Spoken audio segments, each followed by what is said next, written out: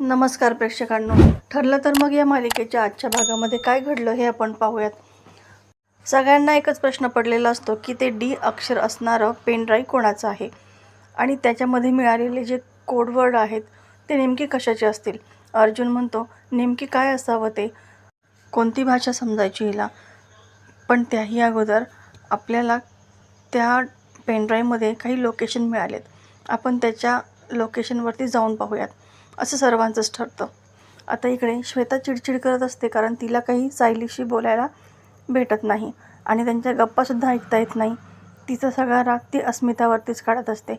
तितक्यात अस्मितासुद्धा तिथे येते आणि ती लगेच गोलूशी छान बोलायचं नाटक करते.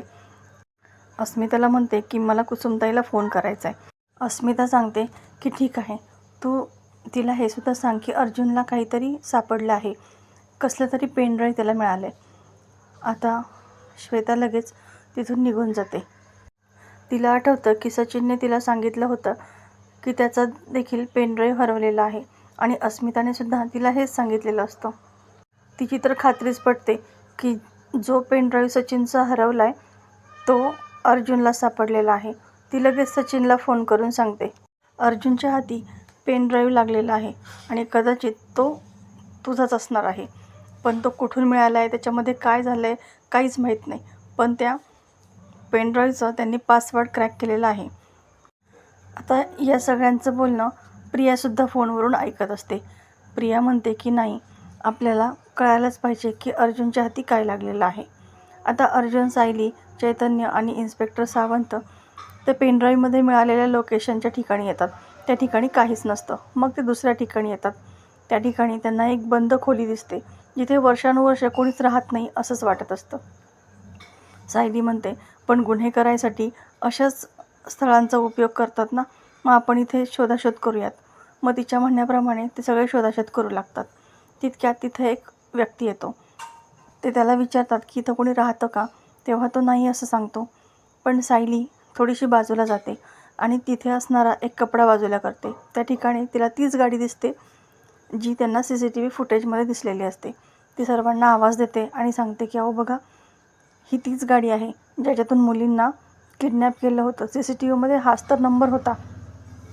चैतन्यसुद्धा तो नंबर ओळखतो. अर्जुन म्हणतो हा तर खूप मोठा पुरावा लागला आहे आपल्याकडे, म्हणजे हे तर नक्की की मुली इथेच होत्या. आता ते आणखी शोधाशोध करू लागतात. तेव्हा सायलीची नजर एका वहीवरती पडते जी की त्या खोलीमध्ये असते. अर्जुन खूप कष्टाने ती खोलीमधली वही बाहेर काढतो. सायली जेव्हा त्या वहीतलं अक्षर पाहते तेव्हा म्हणते अहो हे तर मनूचं अक्षर आहे. मी तिचा अभ्यास नेहमी घ्यायचे ना, त्यामुळे मला चांगलं माहिती आहे. चैतन्य म्हणतो आपण हे लगेच फॉरेन्सिक टेस्टसाठी पाठवूयात. सायली म्हणते की नको, असं नको करायला. उलट जिथे आहे तिथेच आपण ठेवून देऊ, म्हणजे त्या व्यक्तीला कळालंच नाही पाहिजे की आपल्या हाती काय लागले.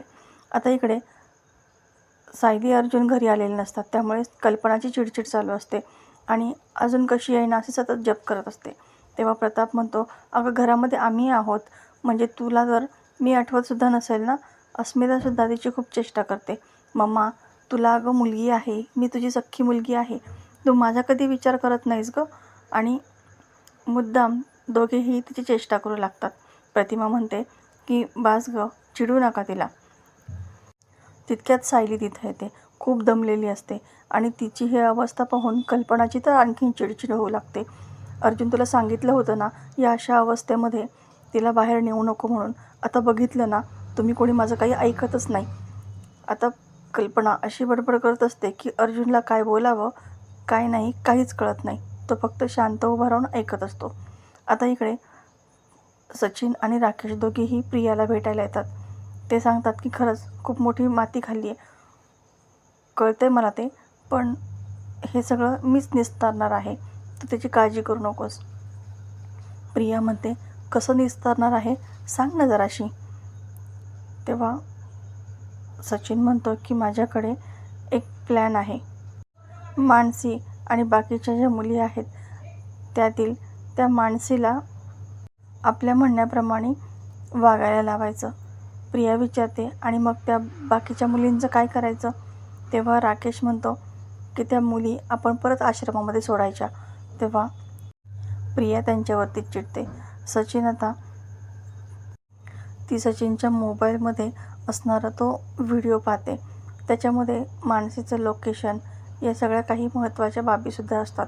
तेव्हा प्रिया म्हणते की आता इथून पुढे तुम्ही माझंच ऐकायचं आहे. ती सायली चांगली इथे जेलमध्ये आली होती, पांढऱ्या साडीमध्ये होती.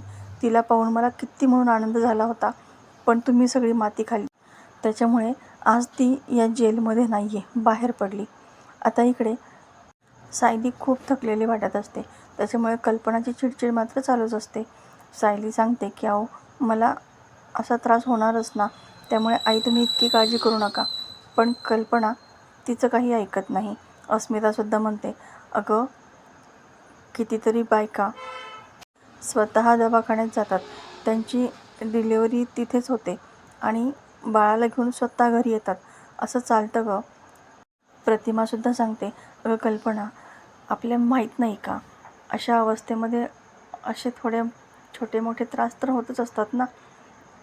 तेव्हा सायलीमध्ये तुम्ही सगळे शांत बसा, मला खूप भूक लागली आहे, मी जेवू का थोडंसं. तेव्हा सगळेजणं विषय थांबवतात. सायली अर्जुनला खुणावते आणि त्याला सांगते की काही झालं तरी तुम्ही आईंना अजिबात काही बोलायचं नाही आहे, त्या फक्त माझ्या काळजीपोटीच बोलत आहेत. आता अर्जुन म्हणतो म्हणजे तुझी बाजू घेतली तरीही तू मलाच बोलणार आहेस का, म्हणजे हे तुझं बरं आहे. आणि मग तो तिला हात जोडूनच म्हणतो की ठीक आहे बाई, काही बोलणार नाही, चालू दे तुमचं, ते तुमचं कसं आहे ना, तुझं माझं पटे ना आणि तुझ्या वाचून करमे ना. आता मी तुमच्या दोघींमध्ये काहीच बोलत नाही. आता श्वेताला वाटतं की यांच्यामध्ये नेमकी काय बोलणं चालू आहे, केसबद्दलच काही बोलत असतील का. इकडे प्रिया रागातच सचिनच्या मोबाईलमधलं सिम कार्ड काढते आणि ते दाताने चावून फेकून देते. सचिनला सांगते की दर 10 कॉल झाल्यानंतर तू तुझं सिम कार्ड चेंज करायचं आहे आणि माझंच ऐका, म्हणजे तुम्ही इथून पुढे कोणालाही सापडणार नाहीत, आपल्यापर्यंत कोणी पोहोचूच शकणार नाही. आणि सायलीला इथे कसं आणायचं याचा प्लॅन तर आता माझ्याकडे रेडीच आहे. इकडे सायली शांत बसलेली असते. तिला सतत तेच क्षण आठवत असतात.